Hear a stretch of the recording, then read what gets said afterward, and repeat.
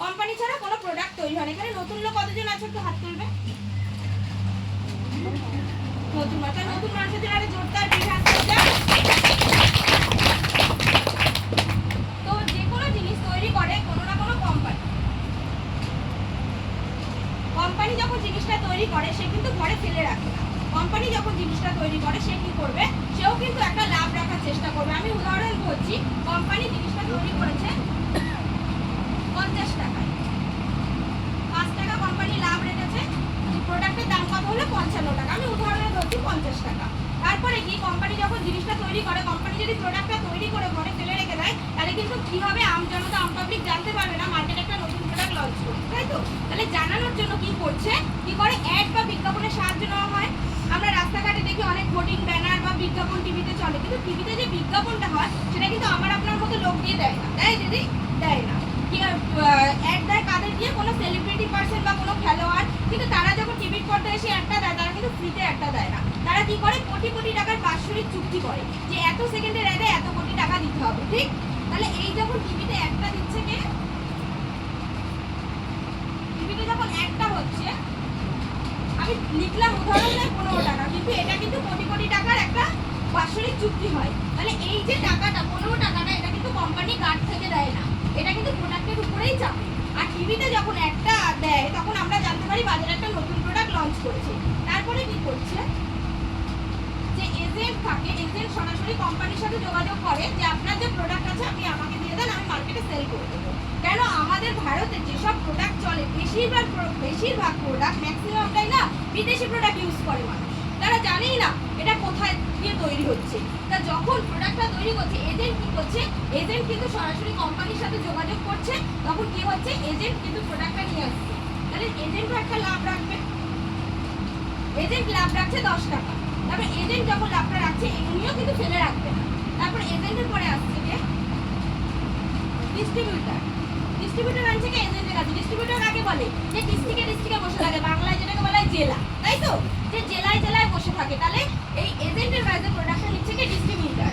Distributor যখন প্রোডাক্টটা নিচ্ছে তখন কিন্তু সেও একটা লাভ রাখবে। আমি ধরছি সে 5 টাকা লাভ রাখবে।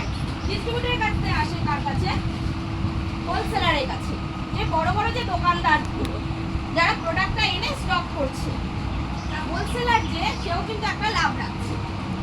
তাহলে আমি ধরছি ইনিও 5 টাকা লাভ রাখবে।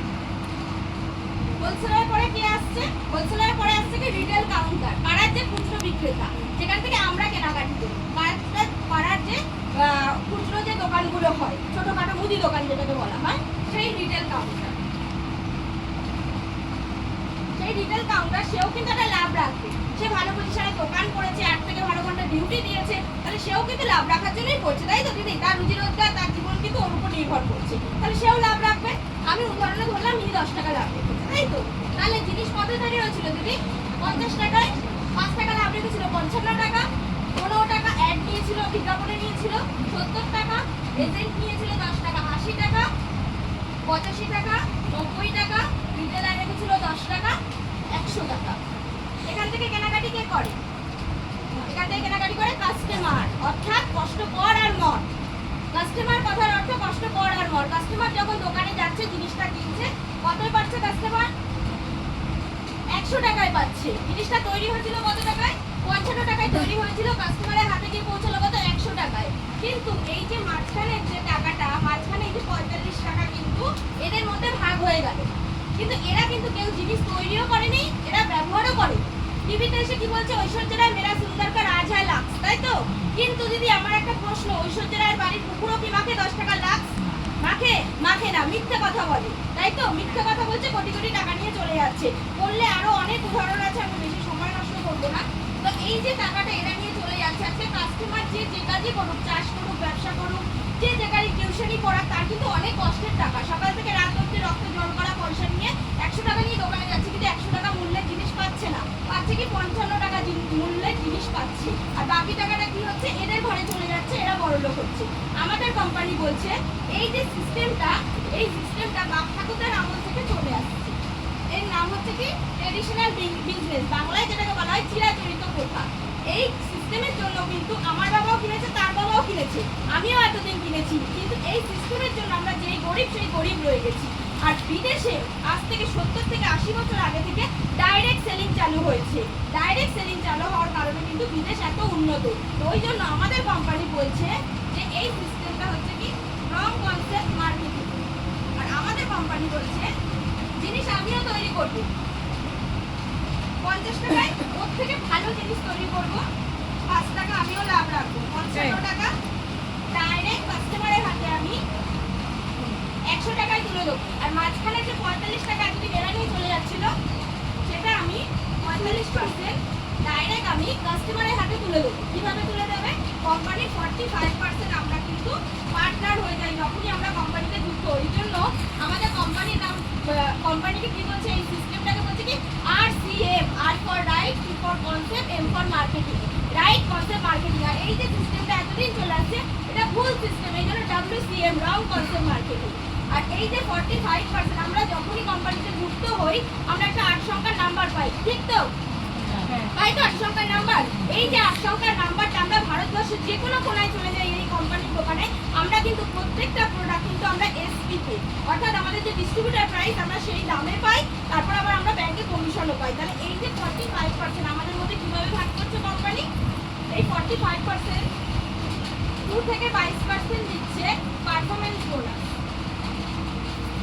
আর 8% দিচ্ছে রয়্যালটি বোনাস।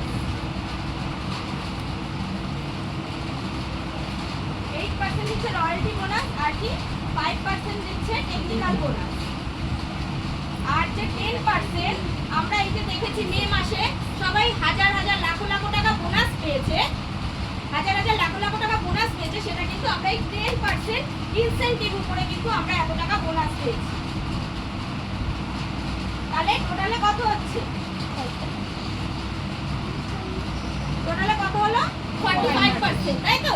তাহলে এই 45% কিন্তু কোম্পানি আমাদের মধ্যে ডিসবার্স করে দিচ্ছে। টোটালটা কিন্তু এইভাবেই আমরা পেয়ে যাই। যারা শুধু কেনাকাটি করে খায় তারাই 2% থেকে 22% তারা কিন্তু কেনাকাটির উপরেই এই পারফরমেন্স বোনাসটা পায়। এবার আমি রয়্যালটি আছি, বা প্রথমে রয়্যালটি যেটা 8%, 3% থেকে শুরু হয় 8% দেয়, টেকনিক্যাল 1% থেকে শুরু হয় 5%, টোটালটা কিন্তু আমরা এইভাবেই পাচ্ছি। তাহলে আমরা এতদিন বাইরে থেকে কিনে খেয়েছি, আমাদের সারা জীবন খেতে হবে। বাইরে থেকে খেয়েছি আমরা কোনোদিন কোনো কিছু পাইনি, কিন্তু এখান থেকে কিন্তু আমাদের জীবন পরিবর্তন করার সুযোগ আছে। যখন আমরা